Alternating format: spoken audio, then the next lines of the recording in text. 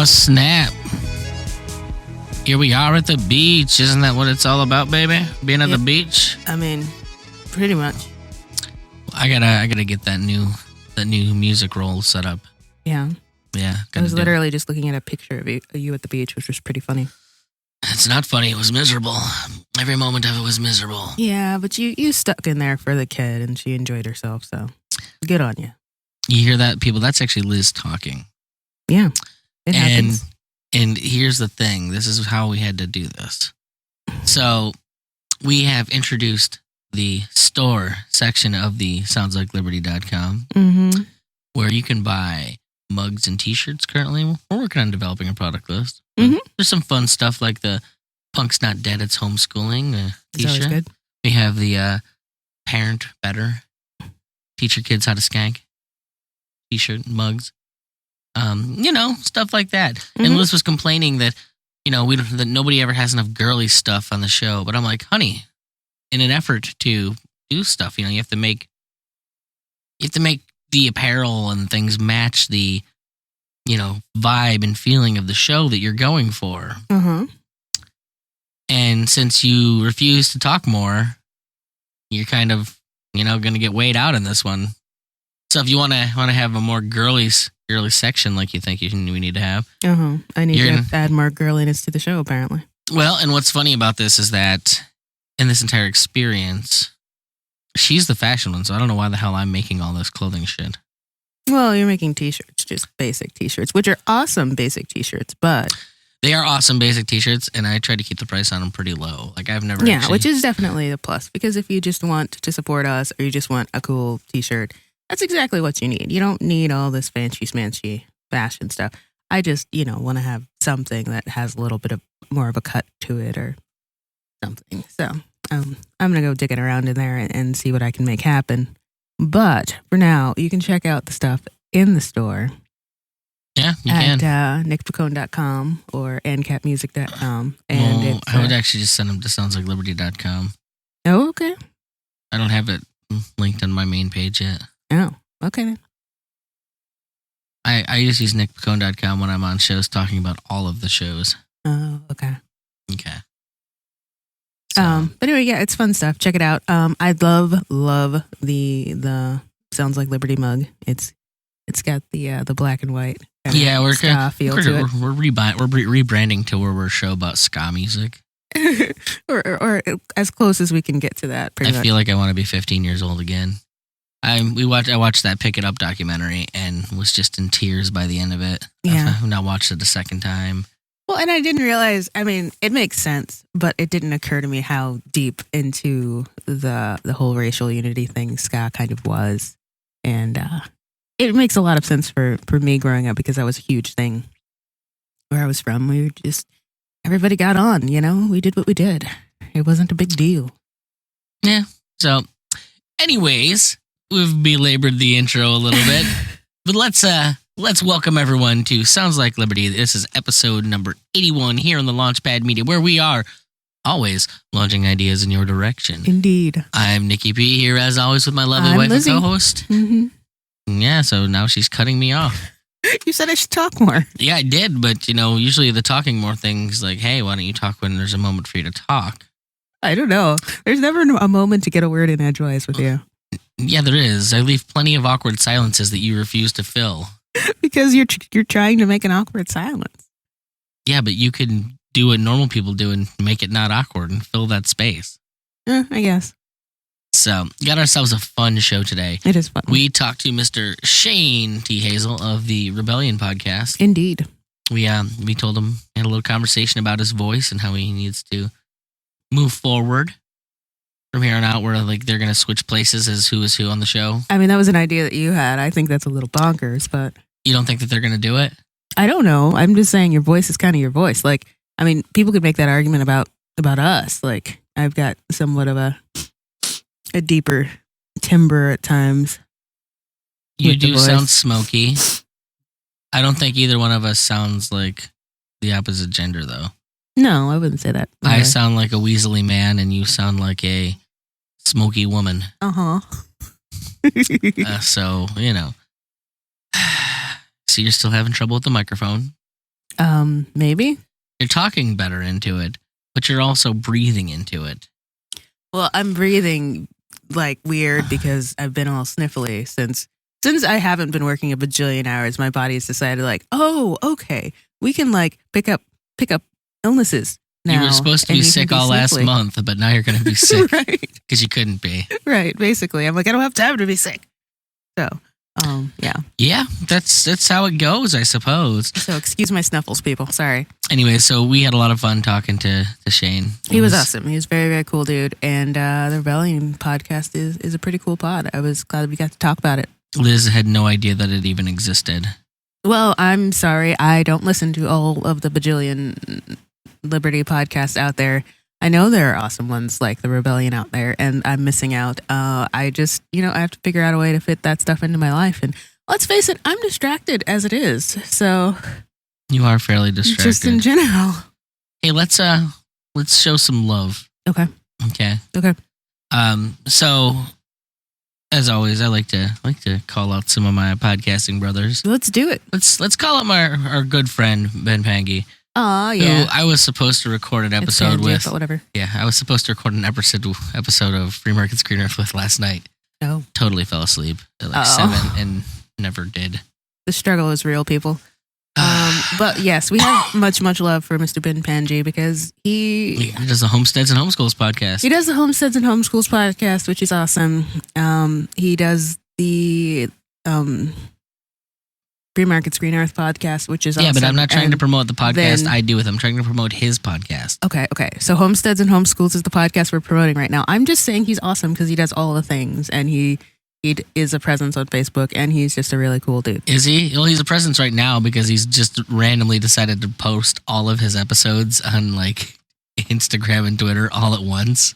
I mean, I can't blame the guy. I don't think he's posted a single episode the entire year, and then literally I just keep seeing endless streams of Twitter posts. I mean, it's almost New Year's. This is the time to like turn over that new leaf. I guess so. I'm gonna try and get up on Instagram more myself, frankly. So I think you'd make better money as a cam girl, but you're not listening to me on this. I mean, the cam girl thing has its own cachet with it. I feel like I don't know how to make those weird anime faces the girls make to make the money, and I have no interest in selling my bathwater. So it's called Snapchat. It does it for you, and you can make a lot of money. Like I'm pretty sure there is a solid market for ANCAP in Twitter whores. I'm just saying. I'm sure there are, and I follow a couple of them. I'm just not there yet. I gotta, if you're in that milieu, you could call me up and give me some pointers. I was honestly looking at being like a burly girl at one point, so that's kind of, I guess, the digital version of that, sort of. Not really, no, because there's a lot more. I'm gonna be honest. Like, there is nothing that these girls say that you would be okay with. Oh, really? Okay. Well, never mind then. Like it makes me blush a little, some of this shit. Oh, okay. Well, and I'm a horrible person. I'll have to do some more research and figure out where I fit in. Anyways, so we also want to pitch. Go to the website. Yeah. SoundsLikeLiberty.com. Adding new stuff all the time. Show notes. We have the ability to enter the Freedom Choir, which is pretty fun. If you've never heard us before, if you want to help us out and support us, that's the best way of doing it. Or you can, buy merch. We're at the merch store now. Yes. Do that commerce thing that we like so much. Yeah, I've got to set it up so the people in the Freedom Choir actually get helped out for that. Oh, you're gonna do like a Freedom Choir discount? Oh yeah, of course I'm gonna do a Freedom Choir discount. Nice. I might even just give it to them at cost.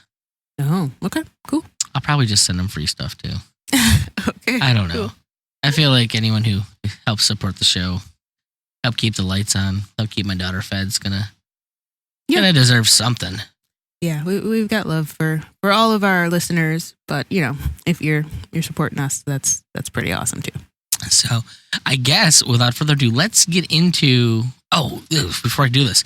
So all these interstitials that we put in here are now granted, we don't have enough people that follow us on YouTube anyways to make it matter. But I recently went in to discover that literally every episode that we have is flagged for copyright. because we have actual music on our show. Forget that we asked the artists who create the music if it was okay to put it on our show before we did. Yeah, it doesn't matter because everybody has auto-flagging systems. Yeah. And so literally every episode of our show has copyright claims. So if you happen to listen to us on YouTube and it's gone wonky, that might be why. No, why would it go wonky? I don't know. That's not how it works. Oh, it's not? No, copyright claims, like if we did make money on the show, just other people would make that money. Oh, okay.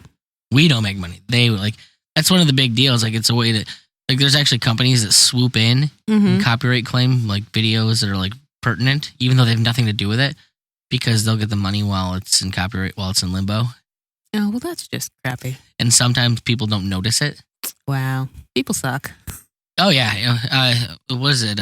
Jeremy at the Quartering had a thing like where he kept posting a video and like it was getting claimed immediately. He's like, this is fair use. Like, you can't.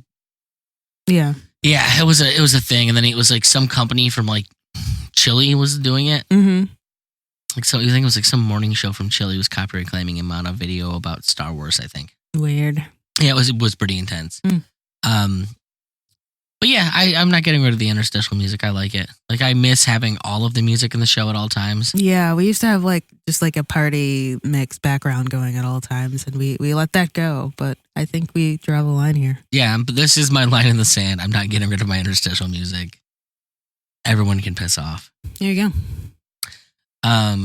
Anyways, I guess now we can finally get into the interview. Okay, enjoy. After this song, the interview, folks. Shane T. Hazel, The Rebellion Podcast.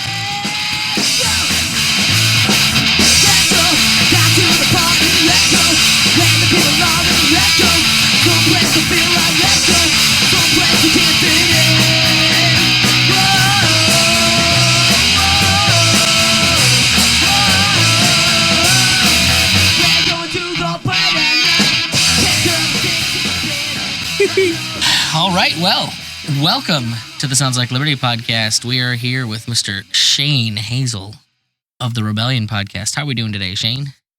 Hey, good morning. Good morning. Glad to have you. Glad to be on your show. I'm going to say glad to be on. Glad to have you on like I'm interviewing you. I'm great, guys. Thanks for having me on this morning. Sweet. Oh, all right, that's as far as I thought the interview through. What questions did you have, Liz? Well, I mean, you can tell us a little about the Rebellion Podcast. That'd be awesome. Sure. The Rebellion Podcast came about. My good friend and guy I consider a brother, Banks Wise, and I were working together. I ran a U.S. congressional campaign down here in the Georgia 7th District in 2017, 2018. And Banks was my field coordinator, my right-hand man, the chief of staff, you name it. You guys, you've been involved in Liberty campaigns, you know how they go. They're fairly frugal. It's a grind, and you're just doing everything you can to get some name ID and traction. I like that you chose to use the word frugal as opposed to broke, but I'm catching what you're putting down. We had some money. It wasn't a ton of money by any stretch of the imagination, but we made do, and we were. I'd say we did not win the election. I don't think it was not successful. We gained a bunch of name ID down here. Really kind of came out of absolutely nowhere, not being involved in politics. But along the way, Banks and I we'd knock on doors together. And I mean, we probably knocked on about 20,000 doors. And in between, it was just a laugh a minute. We were having a good time. We were talking about politics, liberty, and life, and culture. And I just had this idea for a long time before that. And I finally, had a guy that could kind of keep up and wanted to talk. Well, not at first, but I said, hey, Banks, we should do a podcast. He was like, nah, I'm not really into public speaking. You know me, I'm kind of an introvert. And I was like, yeah. So I like sandpaper. I just kind of wore him down over time in between doors. And we should really do a podcast. We should really do a podcast. We should really do a podcast. Kind of almost subliminal. And I don't know, about a month after the campaign ended, we were up and running. We had our first 7 shows done. And we decided to obviously kind of carry on in between because, you got some downtime during elections and things like that. And I said, we got to keep growing name ID. We got to keep pushing this message. And that's and changing culture, not only here, but everywhere, we can be with the internet these days. And it's, the reach is just vast. So, little by little, we just kept plugging away, kept discovering new things, trying to improve. And here we are 150 episodes later, within about a year and a half. And it's just been, I'll tell you, just one of the greatest, endeavors that I think I've taken on to this point. So that's how the rebellion came to be. It's time consuming. I can attest to that. There was actually a few things in there that I noticed. Number one, maybe I need to join a campaign, Liz. That'd be a good way to work some exercise in my life. Maybe 20,000 houses. I hear there's a lot of walking involved. That's what he just said. Yeah. I don't know that I want to talk to 20,000 people, but I could walk to 20,000 houses and turn away at the door, maybe.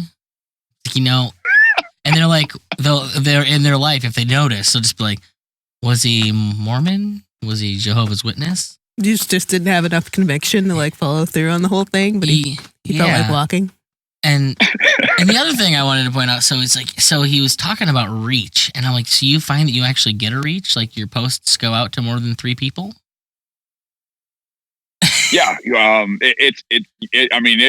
to talk to your SEO guy because I've never figured out how to do that. So yeah, there's kind of a science to it. If you guys have referenced or read the book by Gary Vee, Crushing It, there's a lot to it, and I definitely recommend to anybody who wants to get started in anything, read that book, listen to it, whatever you got to do. It talks about your brand. Everything that you do, you're creating content, and to be able to share that with people, to show up and be, a normal person that just gets it and has a lot in common with people. That's what I found was the easiest way. Just start sharing your life, share your thoughts. There are certain platforms that support, more of the visual, the video type stuff. And then obviously there's more things where you can share your thoughts and reach out, touch, different entities like Twitter. So, I think we went from 0 to almost 15,000 followers on Twitter within a matter of months. During that campaign, and then kind of just use that momentum to build other aspects. But yeah, you're looking at cross platform, kind of multiplying your message and having your strong followers pick that up. And you got to, if you're trying to grow that audience, the best thing you can do is adopt those people that adopt you, if that makes sense. Because people that identify with you and love your message and will push your message are absolutely invaluable. And, in the beginning, that's what it's all about. You gotta rev these people up. You gotta get them excited and have them share it, because if you're not, you're sharing it all over the place, and it kind of just looks like a, look at me factory, and it could fall flat. But it's all about giving, I think. And when you give, I think you get a ton in return. And that's all Gary's jab, jab, jab, right hook. That philosophy. Yeah. You know what else you could do? You could not put the word liberty in your title. That is sort of a red flag sometimes. Well, no, I remember the first time I put a paid advertisement up on Facebook, and then they immediately flagged it and said that I'm a political organization. They had to, get an anal swab and my mailing, I had to send in my photo ID and all that shit, because apparently I'm a political entity, even though technically my show is about music. So right. I'm like, okay, you need my photo ID for what? Apparently I'm a Russian bot or something, maybe, is what they think. I don't know. But man, that's intense. It's, like I said, what you see on the front end, I think, is, just scratching the surface in terms of the work that's done to get everything out. Sure. So one thing that I have to get off my chest is that I've always been a little upset that you and Shane don't have, you're not swapped body-wise. Okay, wait. Shane. I know. Sorry. Shane and your partner. Me and Banks? Yeah. Me and Banks, yeah. Yes, I'm always upset because you look like you should be the guy that has that voice. But I always really wanted it to be the other guy that had that, big booming voice, and then, the tall guy that's got that, kind of... The little voice. The smaller voice. It always just seemed like it would be a better hook if that's how things worked. Your program is fantastic. This isn't against your program. I feel like it's a missed opportunity. Perhaps in the marketing, you should have started with you guys, just assuming each other's photos online or something.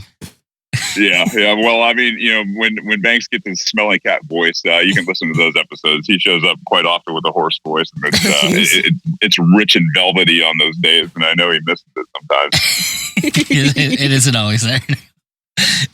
So the whole thing started for you out of a political campaign, like the podcast itself. But how did things kind of start out in general with you? I know you have more of a different kind of past than I have. We'll just say. Boy, where do I start? I guess it kind of starts with my mom and dad. If you're a cartoon character, break it down. How about that? Yeah, if I was a cartoon character, where does this epic saga begin? My mom and dad were both Midwesterners from Michigan. My dad was a tough kid, Flint, and really just kind of, didn't take shit from anybody, didn't take shit from, us kids either. And so it was just, you kind of grow up seeing that kind of thing. And then he was extremely, I don't know, well educated in language arts, in government, in these things. My mom also was just this, she couldn't get enough of Neil Bortz down here in the South. So I was a Neil Bortz baby from probably the age I was. What's a Neil Bortz? I'm curious. Neil Bortz was a libertarian on the radio down here in Atlanta on AM, and a 3-hour show, and the guy would just absolutely tear people apart with arguments. And he'd have people call in and have these amazing talks, and he would just shut them down. He didn't have to call names. He didn't have to, make them feel stupid. He just pointed out the obvious. And I think, you start listening to that kind of stuff when you're younger, and it just starts to become part of your fiber. And so, fast forward 2001, I ran off after 9/11, joined the Marine Corps, got into First Force Reconnaissance Company, which at the time was kind of the premier special operations unit. Did 2 deployments to Iraq. And in those deployments, I saw what our foreign policy was, and it was obviously a complete lie, predicated on all lies. And we're there, just doing the unspeakable to countries, sovereign countries. So when you kind of see that for the first time, it puts you into a bit of a shock. It's kind of that red pill Morpheus Neo moment, and you go, "Oh, holy hell! What the hell is wrong?" And that's when your education, my education really began, because you got to slough off everything you were indoctrinated with for the past 15 years out there in terms of the government indoctrination centers, the programming that comes through mass media, the nonsense that comes out of the defense industry and what you were belt fed at boot camp and all that crap. And, once I started to really understand what this nation was first and foremost predicated on, and then getting into first principles and what we talk about on the rebellion, our peace, liberty, and free markets, to be able to, get rid of the anger, start understanding how to be an ambassador and educate people as, through the Socratic method. That was what really hooked me, is just being able to have those conversations. And I'm, as much as I like my space and my solitude, I also really love having those conversations with people that may not quite be there yet or are on the cusp of it, to try to get them to, just come on down the road with me a little bit. So he's a troll, is what he is. I am a giant troll, and he's like, and he's got the size to do it in person too. So there's that. Yeah, a little bit of moral authority in terms of foreign policy. So to be able to do all of these things and stand up in a room and take on all comers, when it comes to things like foreign policy and economics, and just really be able to hold your own. I think the truth has that power, and for me, that when I found that power, I had the confidence, instilled probably from the Marine Corps, because I was a pretty shy kid before that. And I was just like, you know what? I've been shot at, I've been blown up, I've been RPG'd, I've had missiles land next to me. I can't tell you how many damn close calls, with death that I experienced. And so to talk to people, even people that vehemently hate your guts, it's not like they're trying to kill you. It's just, hey, we're going to have a conversation. And so, to be able to stand in front of a crowd and project and have that confidence and that power of those principles of peace, liberty, and free markets, it is a powerful thing to wield. I know, say now, I know.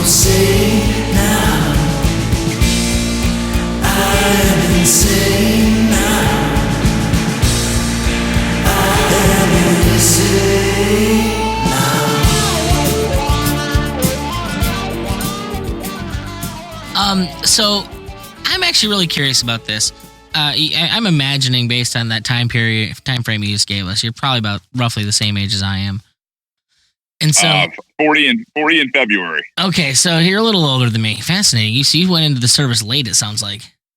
I did. Okay, so my curiosity is how, given where you ended up, how did they manage to pull the wool over your eyes? Because I remember specifically how I felt on 9/11, and my position was, okay, so something that happens literally every day in every other nation on the planet happened here.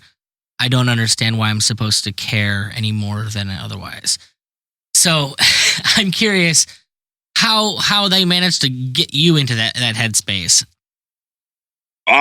So I think from a very early age, one of my cousins, who was a good deal older than I was a Marine, and he would come down and spend some time with us, and he'd bring friends, and I thought they were just amazing guys. They were there. They helped us in a lot of ways in terms of, like, they built me a tree fort while they were there one weekend. I mean, just guys that would give you the shirt off their back, that were superhuman in terms of physicality. They were, super nice, fun, outgoing guys. And so I think that imprinted it on me early. But then I think, just the government indoctrination minus, like down here, when I talked about Neil Boortz, he was, very libertarian minus some of his foreign policy aspects, I think. So in other words, we call him a Republican. Yeah, mostly. But in turn, like, he was a little bit different. I mean, the fact that he was on the radio, and that was about the closest thing I could get to somebody that wasn't just a mainstream talking head. Yeah. I think kind of drew me to him, because let's face it, like, during the early 90s, you weren't listening to internet radio, and there wasn't anything going on in terms of apps and iPhones and all that stuff. Yeah. With the explosion. So I hadn't gotten into any of the reading, and I think more or less just growing up, I mean, down here in the South, it is, you go to school and you pledge allegiance to the magical sky cloth every morning, and you learn about how star-spangly awesome America is all the time. And we don't talk about any of the real things that we do in the world. Like, you're not taught that, America can do some pretty atrocious things. And so I think my first reaction was, I was in school, I was about to enter my last year of college, and I was like, well, this will be here when I get back. And, there's actually something to do now. And that was actually, before we had gone into Afghanistan. It was like, something's coming and I need to be a part of it, which, I mean, was just so naive. I mean, and I didn't talk to anybody about it first. What's really interesting in what you just said, though, is the idea, and this is something that, like, Americans definitely take for granted, is that you could just say, yeah, this will all be here when I get back. And that's something I certainly the people in Afghanistan and Iraq don't have the ability to say. There's no guarantees that anything's going to be there at any point in time, because you just bomb the shit out of it. Yep. So, I mean, it's weird that, like, that's an American take on war. I think that is a genuinely unique thing that we have that I don't know a lot of other people do have. Because I think even in nations like, Europe has a kind of, I think, functions functions a lot like we do now, but they do still have that whole, the world wars happened in our backyard. So, it's just this a uniquely American position that, well, this is all just going to kind of be here. No, war isn't going to affect us like that. But it's odd because in a more insidious way, war does affect us. We just don't pay attention to it because it happens through inflation as opposed to shit blowing up in our backyard. Well, yeah, and I've contended a long time Americans are too damn comfortable. When the comfort stops is when some Americans start paying attention. And the downturn in 2007, 2008, the election of Barack Obama, all that stuff that the Republicans at the time hated. It was actually probably a silver lining for a lot of people in this country, because they were out of work. There were things closing. The economy was struggling. We had bubbles that we couldn't even see at the time. Or I should say that most people would not see because they weren't talked about or reported about in the mainstream, obviously, because wag the dog and look over here, don't look at our serious problems like the Federal Reserve and fiat currency and inflation and crap like that. But I just think that Americans are too damn comfortable, and until they're uncomfortable, or at least there's enough people now talking about it because of mass communication and that ability for word to travel and truth to prevail. It's going to continue that way until the next bubble pops. We do actually have at least one thing in our favor, and that's psychologically, the better your state is for the longer it is, the more disruptive, smaller things to the status quo are. Like, the fact of the matter is it's a lot more difficult to get to raise the ire of, say, like somebody in Afghanistan who's used to shit blowing up around them at all times, because they're used to shit blowing up around them at all times. Whereas here in the States, that's not a normal thing for us. So, like, we're used to everything working, flawlessly. This is actually something I pulled out of Influence by Cialdini. And so psychologically and culturally, when you have shit really good, it takes smaller events to precipitate real, like, upheaval. So technically, we're in a state where it shouldn't take much. Like, we're in a tinderbox because of how easy we do have it. So, yeah, I absolutely agree. And once you start seeing things like in California, where now power is actually kind of a luxury sometimes, right? Where the grids are going down and things like that. People's Priuses and Teslas aren't working, and like that should be waking people up, But and then people like Stapleton move out there for some reason. I don't know. Yeah, boy, I tell you, it's not a place for me. But I think that's about all Jason had left at the time, and I think he was trying to put something together. Oh my God, it's certainly not a move I'd choose to make for many reasons, but you do you, bro. Yeah. You do you. Yep. There you go. So I'm curious. I'm sitting here looking at your static photo, and you got yourself a family. How is being involved in the podcasting world and having a family work out for you? You find that difficult? It's funny you mentioned, kind of wanting to continue the conversations with Banks. And I always joke with my wife that I start bands because I want to hang out with people. Mm-hmm. Yeah. And it's like, I can't justify time away from my family unless it's technically work. So it's, yeah. I get it. And yeah, I know. So with a family, I mean, I've got a full-time career on top of all of this. And so, the running for Congress, anything outside of that, there is a very delicate balance. And, I kind of strike that because I do get to work from home when I'm not traveling. And the studio is in the house. And what we're looking at doing is divorcing ourselves from, my current career. Eventually, when we got enough, grit and traction out there where, the advertisers are starting to come at us and say, hey, get your webpage up and we'll pay you money to advertise for us. So, the end goal is not to work for anybody else. The end goal is have a broadcasting production type company where we are doing just a ton of things, not only politically but culturally, and that's my wife's on board. We've talked about this. There's a plan. So there is a lot of grinding that goes on that takes away from that family time, but at the same time, the kids understand it. They see it. My wife sees it, and I think it sets a great example. It's not that my dad and mom, they worked their butts off, when I was growing up. A lot of times I didn't even see my dad during the week because he was either working nights or he was working multiple jobs or he's working weekends or extra, side jobs or whatever it was. And didn't we just have this conversation, Liz?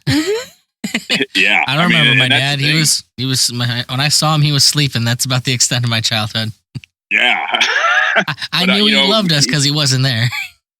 Yeah. Well, and that's the thing. I you knew it because, when he did have time, it was, let's go fish. Let's take the canoe. Let's go and, spend some time hiking. Let's go play basketball. Let's go do whatever it was, and he always wanted us with him. And a lot of times, once we got old enough, it was going and doing, jobs or work with him, whether it was, handyman work or repair or charity or whatever it was. And that's the thing, is he spent a lot of time doing charity outside of that. And we grew up with him, doing those type of things. And so whenever we got a chance to hang out with our dad, we hung out with him. But in the tough lessons he taught us is, there's a balance. It's work your ass off. The world doesn't owe you a damn thing. You're going to have to go out and get it. And, at the same time, you need to balance that with your family.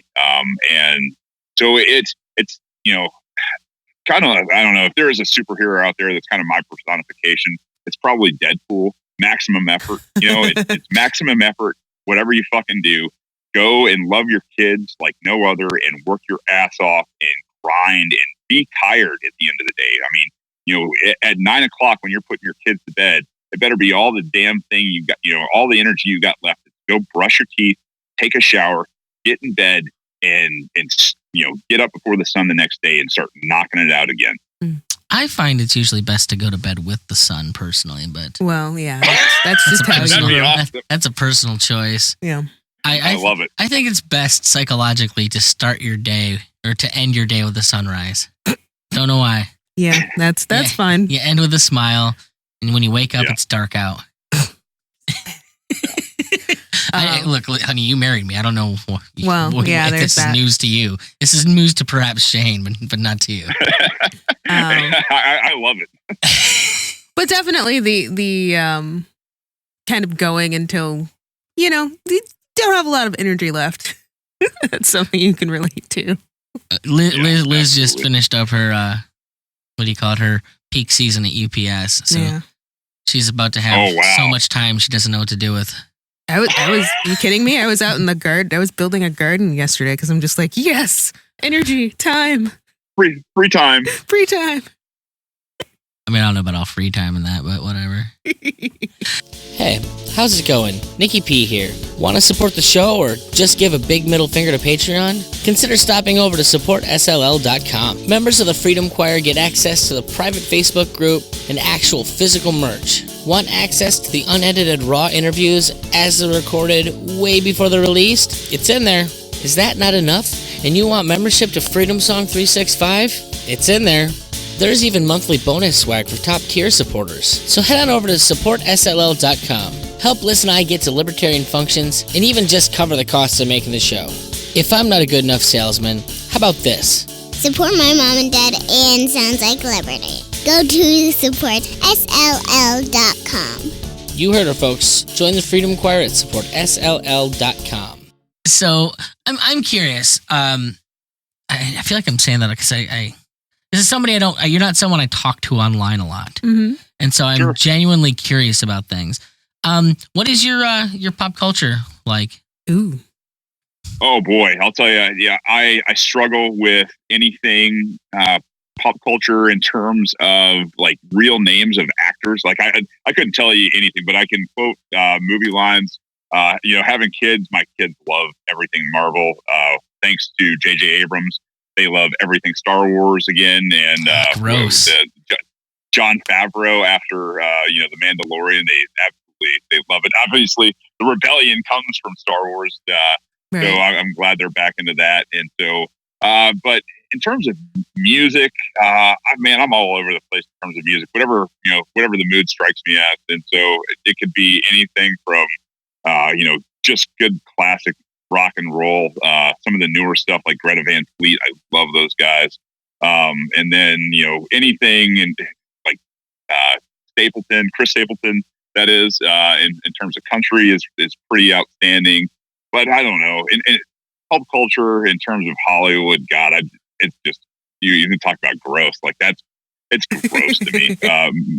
Their lives and their preachiness and all that nonsense. I mean, that's a solid answer. I'm with you on that. Yeah, for sure. Yeah. I mean, I don't have a ton of time to consume anything like that. So it's basically hit and miss. Big blockbuster movies with the kids. And maybe with my wife, at night we'll catch up on comedies. So whether it's stand-up comedy, like the Bill Burrs and the Chappelles and the Joe Rogans and Dave Smiths, and I mean, just the real gritty, fun comics that are out there. I find it's difficult to tolerate anything that's not comedy anymore. Like I used to watch art films and all that kind of stuff, and every now and again I do.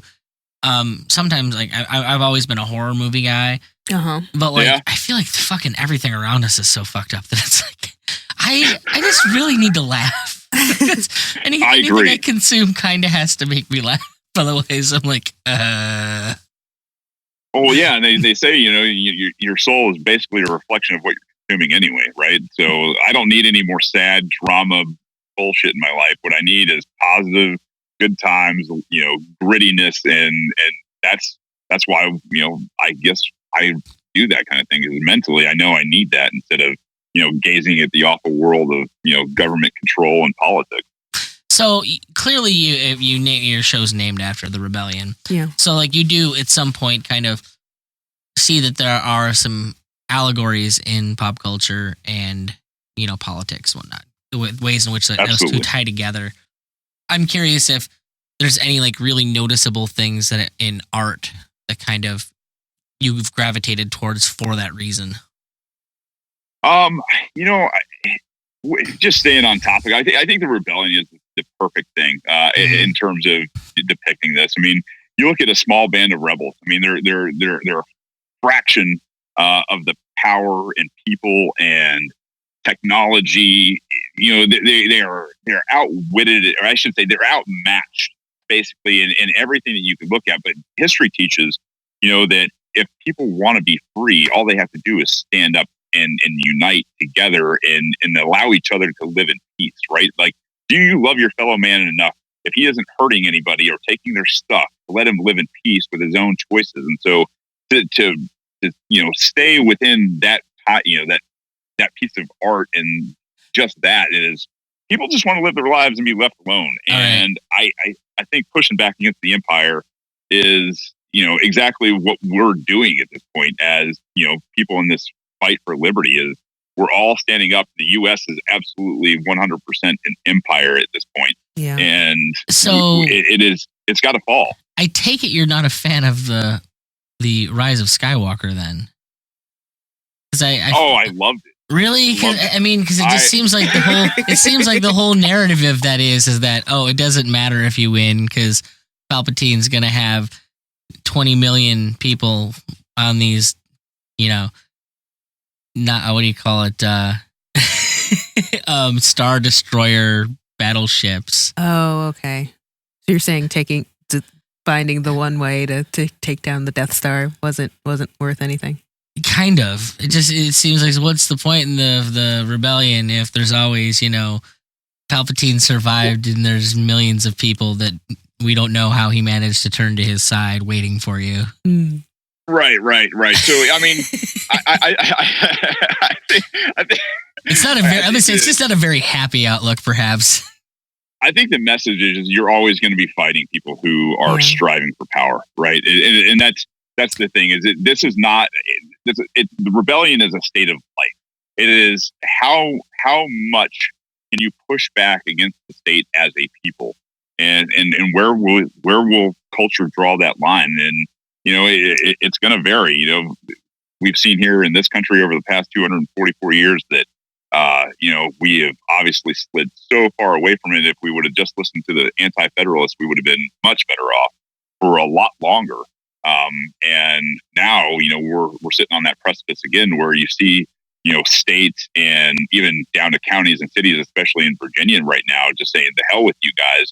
We're going to be, we're going to be us," and that includes, the right to preserve our lives the way we see fit. So the secession movement that's happening through nullification, through the courts, through the state assemblies, through the local municipalities and county boards and things like that. It's happening. It's, I don't think people see this giant falling the way we do, because there is peace for the most part. Maybe not in some communities as much as other communities, but it's all about what will your community put up with from the local tyrants enforcing things. And it's just going to be a state, throughout our species history is what are you going to put up with? And time again shows that, rebellion is almost exactly what it takes. How is your state about that? Our state in terms of Georgia. Yeah. Georgia's a tyrannical Oh, really? state. I mean, we are one of the most incarcerated states in all of the Southeast, which is, I think, the most incarcerated part of the country. At least Shane's white. Got that going for me. I've got my white privilege going for me. That and I know my rights. I know the Constitution in and out. It's one of those things. Oh, come on. Yeah, you know that doesn't help. They shoot you if you know your rights. That way you can't tell them you knew your rights.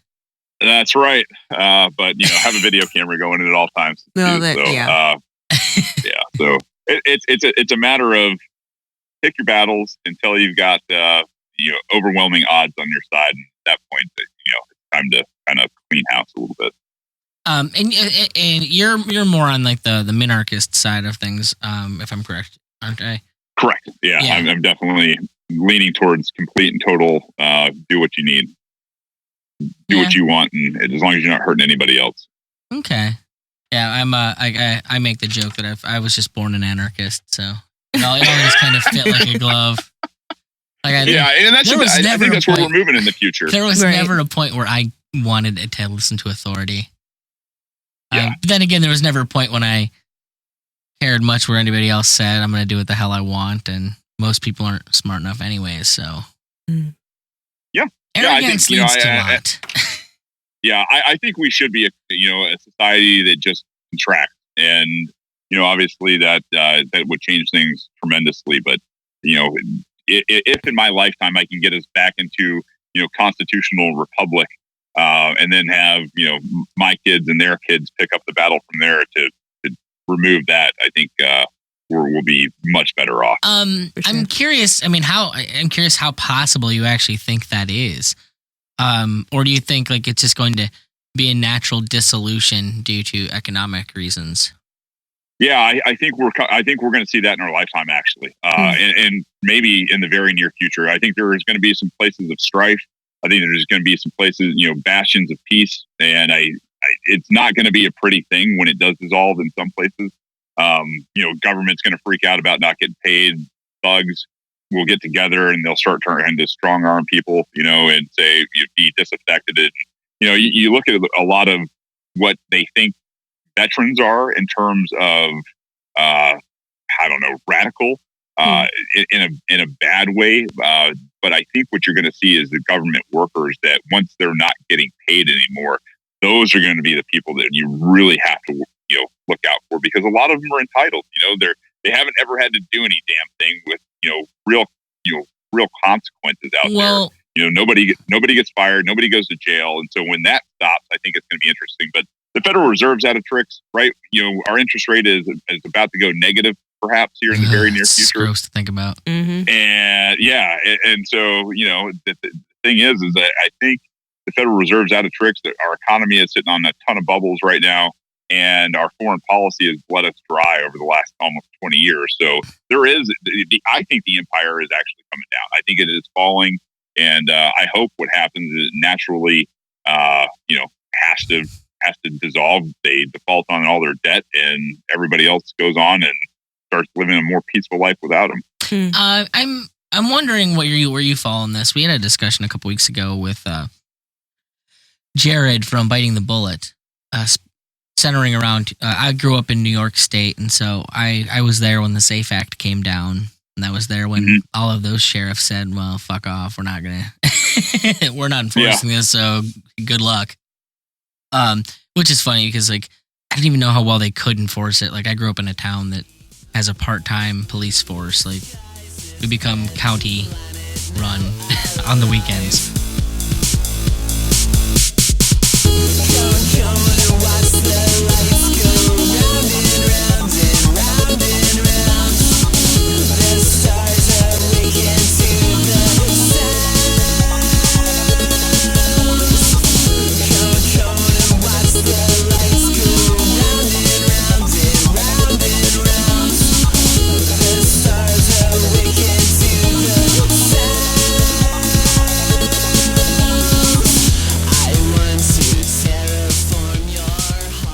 But one of the things that I brought up specifically, because there's a fundamental difference that I see when things do go down and shit does hit the fan, I'm of the mind that who we really need to worry about is the police, not soldiers. And the reason I think that is because police are already programmed to think of the populace as the enemy, whereas soldiers, that's not, in my experience, the way that they're taught. Like, the way that you can convince them to kill people overseas is generally because they think they're coming home to something worth fighting for. Mm-hmm. So they're not used to seeing American citizens as the enemy, from what I've gathered. But having more experience in the service, that's something I think you'd probably be able to speak to. Yeah, I absolutely agree with you. I don't think between the services they're ever going to strike American citizens here in the homeland, and I say that for a number of different reasons. One, because the training, first and foremost, is so much more rigorous and so different than what you are taught as a deputy, or let's just call it law enforcement here in the United States. Like, what they are doing is, you're exactly right. They are contacting, they are profiling, they're trying to find anything on everybody that they come in contact with, like we're all damn criminals. Which, let's be honest, legislation has made us all criminals. So, go figure, right? And that's their biggest cash cow. In terms of the soldiers overseas and Marines and all the servicemen overseas, we're taught de-escalation. Do not escalate, de-escalate, and that's a lot of training that you go through, because what was happening is guys would go over and they'd smoke somebody, and they'd be on CNN. You can't have that and still not have public outrage. But here in America, it seems like it's just brushed under the carpet. It's government defending government. There's lighter sentences or no sentences, paid vacation for shootings and misconduct and things like that. And so I think you're exactly right. And I hope Jared was actually saying, from what he understands, like I know that they've done this because there's no reason they wouldn't. But there actually has been studies on defection rates, and if in like say a Boogaloo situation, and the defection rates amongst the service members are way higher than our standing army in the U.S. the police force. Yeah. So. Yeah, it's definitely turned into an us and them culture for sure. I mean, and that's the thing is you don't see what should be happening is these guys who wear badges and costumes should be arresting people in government. Do they ever do that? No, they never ever arrest those people. Basically, and I get it out of my own local sheriff down here, Ron Freeman, who's a complete statist, sheriff. The guy will do whatever the legislature tells him to do that judges will uphold.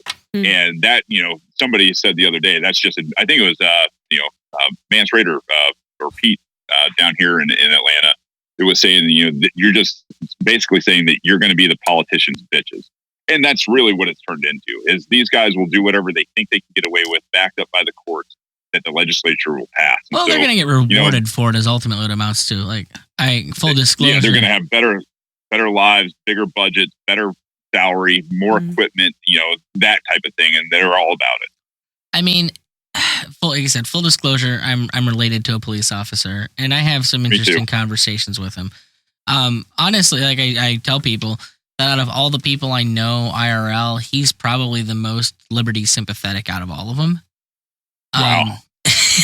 It's a positive influence you have. No, trust me. I think a lot of that's just he grew up like I did out in the sticks, and it's kind of hard to grow up in a rural place in the woods with lots of cows, and I guess perhaps feel like the government is anything to rely on, because that's not what government has ever been in your life. It's just been something to fuck with you. Anytime it comes around, there's a problem. So to speak. Yeah, I think you're exactly right. I mean, and that's, grown adults don't need to be told by other adults what they can and cannot do. I mean, they're not there to protect us, right? They're not here for our own personal safety. But one of the things that I've kind of come with, to the understanding of talking with him about it, because he's pretty all right to talk about stuff. It is nice to vent to him when some cop kills somebody, and I can just call up a pig I know and say, "You fucking piece of shit." It's cathartic. Yeah. Yeah. Yeah, it's that word. Yep. But we'll have the conversations sometimes about like the stuff, and he's of a mind. Like, he sees it's like, yeah, that's bullshit. Like, I don't know why any officer would do that. But in the same vein, like he sees an issue, but I don't think he would ever rock the boat enough because it's a job. It's what he does. He's gonna do what he can, perhaps, but at the end of the day, it doesn't help if he loses his job, I guess. Maybe be the mindset. Mm-hmm. So they're just incentive-wise, they're put in a place where they have to do things that aren't even in their best interest. The one thing that I can get him to agree with me on is that under no circumstances is the drug war anything that is useful to us or them. So that's a positive. Yeah, I think absolutely breaks down. It has been killing our society since I guess the 60s, 70s. And if you go back even further into cannabis prohibition and alcohol prohibition, it's done more to not only disrupt society and our culture. It's done more to divide the people from the government. I think in terms of how we are perceived and how we look at those guys, and it's kind of flipped the idea of what America was supposed to be on its head. Well, I mean, and I'll tell him, it's like, I think it's stupid and that it makes your job more dangerous. Why would you want your job to be unnecessarily dangerous? Anytime you have to deal with drugs, like, your job is more dangerous than it needs to be. Yeah. Yep. Go out and get the murderers, the rapists, the kidnappers, the people that, will assault people. Whoa. There's no revenue in that, bro. Come on. Right. We need to justify our expenditures here. There's your problem. Yeah. I'm trying to justify my expenditures. Oh, I hear that. So, you have any questions, Liz? Like, we've reached that point. I'm just real excited to be here for the conversation. She's like, I'm barely awake. I just got home from work. So, well, right on, boss. You have any parting words you'd like to leave our listeners with? Plugs would be good too. If you're interested, you can find us at Rebellion Pod on Twitter, and you can find me at Shane T. Hazel and my co-host, I guess, Banks Wise at F Banks Wise. We are on YouTube, and if you guys are interested and there's not anything on TV in pop culture land, you guys can obviously tune in there. It's Rebellion Pod, and I think we've got about 40, 50 videos up by now or something like that. So nice. A lot of content. So nice. I appreciate you guys having me on the show. Well, no, I mean, I don't listen to your show all the time because it is fairly long, and you guys get into the weeds about some political stuff. So, and then this isn't against you, since I do run the This Week in Liberpods podcast. I listen to 150 different shows a week. So, oh wow, yeah, I don't always get to listen to all the stuff I do enjoy listening to, because I've got to listen to all the new stuff and see what's going on in the broader movement of Liberty podcasts. But I always pop in when I see a title I really like, and I'm never disappointed. It's a great show you guys are doing.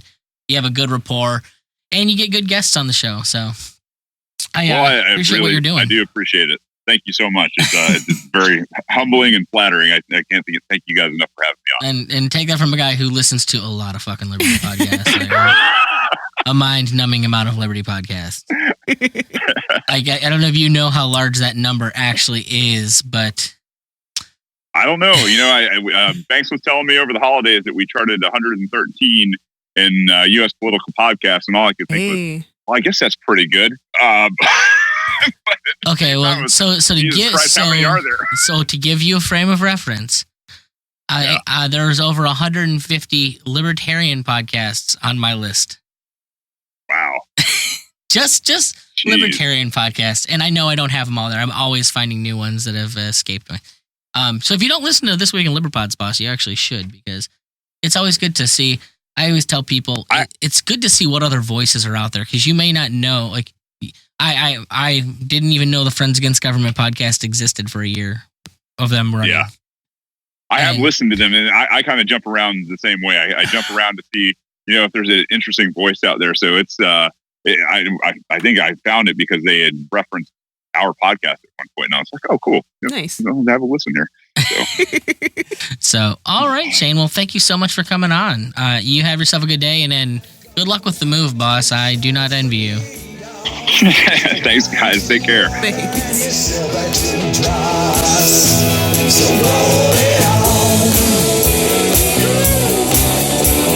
Roll on, song of freedom into the sun. The light of freedom is the only one. Roll on, song of freedom.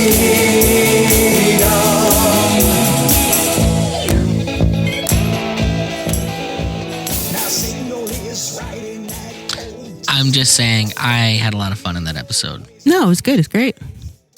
Was it great? Yeah, my only regret is that I thought I was doing a thing that was helping me, get less nervous and more into the conversation, and you told me it was totally not working. So Yeah, no. So that was my real. So Liz, we're gonna get behind the curtain on this one. Outside of that. So Liz thought that her genius idea as a way to talk more on the show and to feel less awkward was to stare at her phone and scroll the whole time. I felt more comfortable. Yes, because you weren't engaged in the conversation, Liz. That is why. Well. So no wonder you felt comfortable, because you just weren't there. You're on another planet. Which is pretty sad. I mean, I'm trying different things. I'm doing different stuff. But, if that's not working, then I'll try something else. Yeah, it was freaking hilarious. You live and you learn. Why are you looking? Are you supposed to be taking notes right now, anyways? Well, and I used to take notes, but then you told me my notes were too distracting, and I thought the notes were kind of keeping me engaged too. I didn't say that the notes were necessarily too distracting. A waste of time, perhaps. Something you had some beef with it. No, I wouldn't have said that. I actually like the notes. You're keeping good show notes. It was useful. Oh, okay. I think you may have been trying to focus too much on the show notes, but maybe, you didn't really know shorthand. Maybe, I don't know. Well, who the hell knows shorthand? Regardless, whatever you're doing now is a step in the wrong direction. Okay, fine. I'd like you to say more than 3 words in an episode. Well, I mean, You know what I get told? The only feedback that I ever get about our show, Liz, is that you need to talk more. Liz. I know, and I hear you, and I appreciate that, and I want to put more out there, and so I'm trying to just kind of see what I've got to say, and I may say some random stuff sometimes, and I hope you'll just roll with me until I get don't roll with her at all. Whatever the heck my thing is. Poke this bear. I'm not a bear. I might be like a guinea pig, and I'll like give you a little cavi chatter, and then we'll move on. It's terrible. That is probably like your spirit head. What's a guinea pig? Guinea pigs totally are my spirit. Just terrified at all times, making little cute noises. Yeah, I mean, I seriously want to just get a herd of cavies to go into my garden. Are guinea pigs fertilize everything? Are guinea pigs the librarians of nature? I mean, maybe they keep to themselves. They like talking to people when they show up. Or are they just librarians? Librarians that shit everywhere. I mean, but if they're in my garden, that would be a total plus. Because let's face it, chickens are loud. Those guys are quiet. I can deal with that. So how do you keep them from leaving our yard? Well, I mean, you put up like a little. How do you keep them from like piggy run? How do you keep them from birds eating them? Again, you put up a little piggy run, and there's netting, and you watch for hawks. This sounds like so much work. It's the image of a poor little guinea pig getting picked off by a hawk in your backyard. It's awful.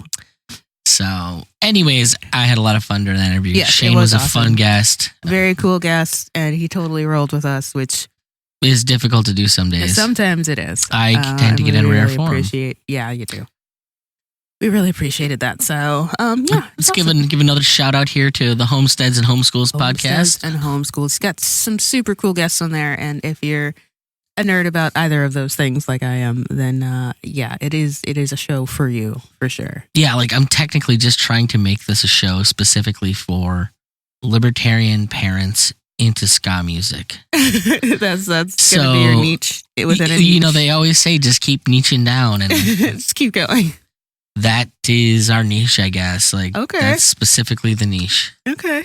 Maybe we can like not niche quite that far, like punk and ska. Like, punk. like if you punk have and opinions, ska. if you have opinions on like old fat record comps, like then Yeah. and you like freedom Or Tooth and Nail. and your Because parents. you got to throw Tooth and Nail in there. I don't because I'm not into that, but whatever. I'll throw Tooth and Nail in there. Starflyer 59 bullshit, Yes. whatever. Once again, if you want to help out the show, keep the lights on, stop over to the soundslike.liberty.com. Mhm. There's show notes over there.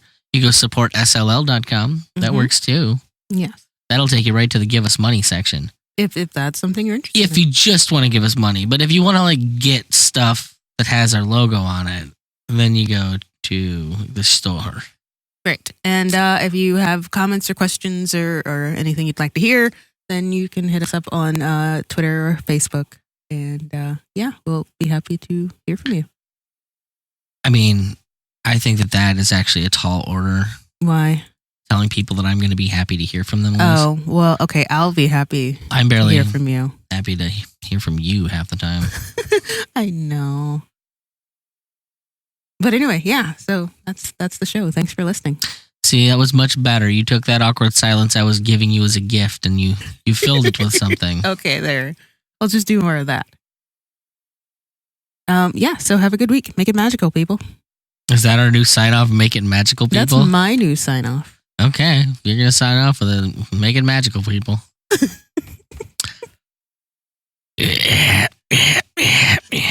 No, that's my sign off. You come up with your own. You have your own sign off. Yeah, which is after you say make it magical, people. Okay. Peace.